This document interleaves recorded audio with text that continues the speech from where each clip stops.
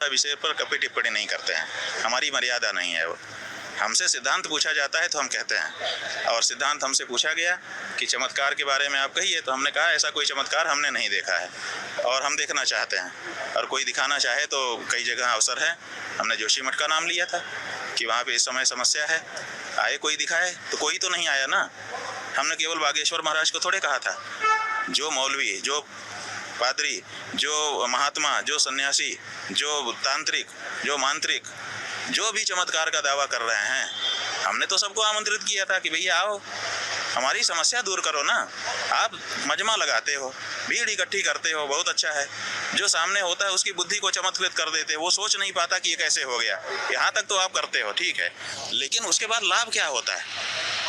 कितने लोग आपसे ठीक हो जाते हैं, कितने लोगों की समस्या दूर हो जाती है, कितने लोग मुकदमा जीत जाते हैं, कितने लोग कैंसर और दूसरे लीवर की समस्या, टीबी सबसे परेशान हैं, वो कितने दूर हो जाते हैं।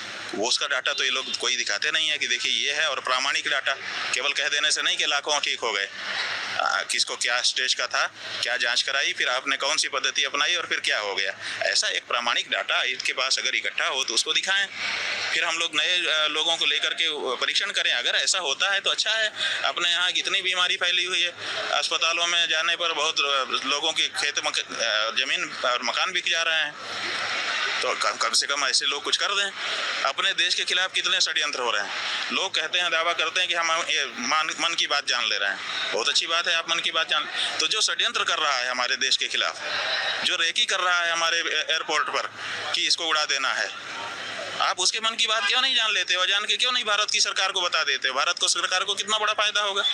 जहाँ जहाँ आप ध्यान करो और बता दो कि ये व्यक्ति अमुक अमुक जगह पे भारत के खिलाफ षड्यंत्र कर रहे हैं, देखो कितना आनंद हो जाए। लेकिन इस बारे में नहीं बताते हैं। समस्या ये, चाचा का नाम क्या है, भतीजे का नाम क्या है, वो तो जानता ही है जिसके चाचा हैं। अपने चाचा का नाम कोई भूला हुआ है क्या? तो इसमें क्या रखा है आप बताओ। इसके कारण हमको अटपटा लगता है। हमारा कोई द्वेष नहीं है किसी से। अगर कोई सही विद्या लेके आए तो विद्वान का तो सम्मान है। जिसने भी परिश्रम किया है, साधना की है, चाहे किसी क्षेत्र में किया हो, कौन ऐसा दुष्ट व्यक्ति होगा जो साधना का, विद्या का सम्मान नहीं करेगा।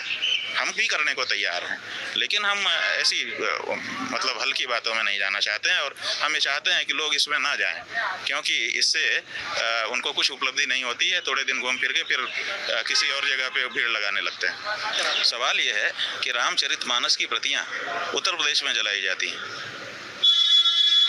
ठीक है ना। उत्तर प्रदेश में भारतीय जनता पार्टी का शासन है, योगी आदित्यनाथ जी मुख्यमंत्री हैं, और सब लोगों को ठीक से पकड़ा भी नहीं जाता है। उनको तुरंत पकड़ा जाना चाहिए था, तुरंत उनके ऊपर कड़ी कार्रवाई होनी चाहिए थी, तुरंत उस बारे में चीज़ें होनी चाहिए थी। तो अब जला दिया, जला देने के बाद चल रहा है ऐसे ही वक्तव्य पे वक्तव्य। आप कई लोग हमसे कह रहे हैं फेसबुक पर कि शंकराचार्य जी क्यों नहीं बोल रहे हैं। भाई सवाल है कि शंकराचार्य जी के पास अख्तियार क्या है। हमारे पास पुलिस होती तो हम अभी तक जिन जिन लोगों ने माचिस जलाई है ना रामचरितमानस के विरुद्ध, हम अभी तक खड़ा कर देते, खड़ा कर दिया जाना चाहिए। इस तरह की चीज़ें इस देश में नहीं फैलनी चाहिए। और ये राजनीतिज्ञ जो हैं, ये बहुमत कहते हैं कि बहुमत जिसके पास होगा वही होगा।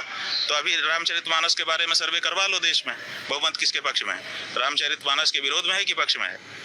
99% से ज़्यादा लोग रामचरितमानस के पक्ष में है इस देश में। फिर ये नगण्य 2-4-10 लोगों की बातों को चैनल वाले भी फैलाते हैं और उस पर चर्चा होती है। इनकी गिनती क्या है? रामचरितमानस ने इस देश में आज़ादी लाई है। रामचरितमानस पढ़ करके हमारे गुरुजी स्वतंत्रता संग्राम में भाग लिए थे। रामचरितमानस पढ़ के हम लोगों को पता चला कि बानर भालू भी चाह लें तो लंका के राजा रावण की वो जला सकते हैं लंका को, और रावण को परास्त कर सकते हैं। समझे कि नहीं?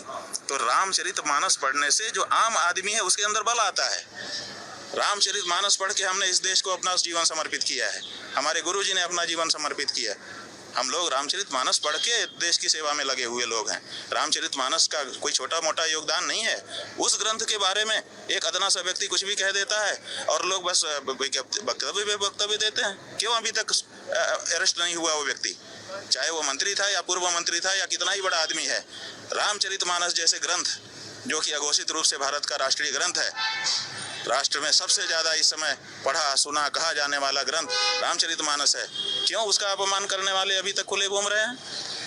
और खुले उनको आप घुमाओ और वक्तव्य हम दें, ये कैसे होगा?